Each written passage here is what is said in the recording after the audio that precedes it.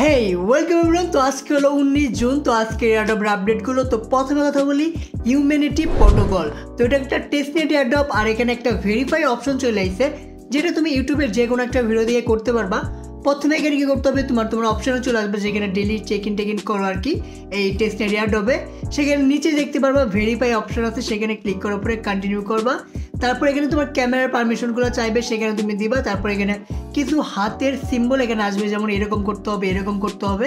তো সেইখানে তোমার ফিঙ্গারটা ওইরকমভাবে মানে রাইট চিহ্ন মানে যেরকম আর কি দিতে বলবে সেরকম দিবা। এরপরে তোমার এখানে কনফার্ম চলে আসবে, তাহলে তোমার এখানে ভেরিফাইটা কমপ্লিট হয়ে যাবে।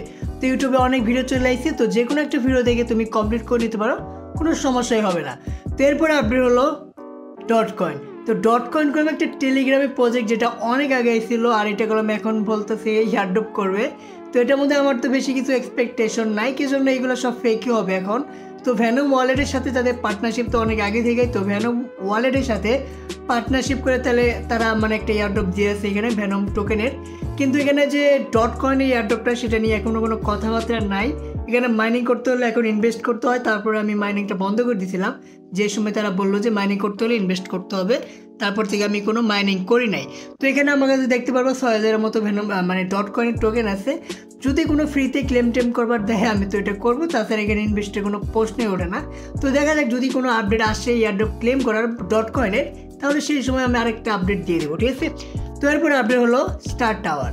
তো স্টার টাওয়ার এখানে করলাম কালকে আগের দিন থেকে একদম ক্লিয়ার হয়ে গেছে কেওয়াইসি করার।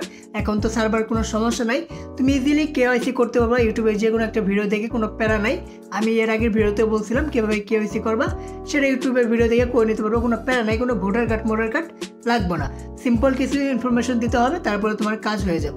তো এরপরে আপডেট হলো আর এটা কি লিস্ট করবে বিটমার্ট। তো সেটাও এখানে তারা পোস্ট করে জানাই দিছে যে আপকামিং নিউ লিস্টিং। তো স্টার টাওয়ারটা হয়তো জুন বা তার পরের মাসে লিস্ট হতে পারে। তো ভালো একটা প্রজেক্ট, অল্প কিছুদিন হয়েছে মাইনিং চলাইছে, 2 মাসের মতো হয়েছে, তো লিস্ট হয়ে যাবে। তো আশা করা যায় ভালো একটা প্রফিটও আসতে পারে।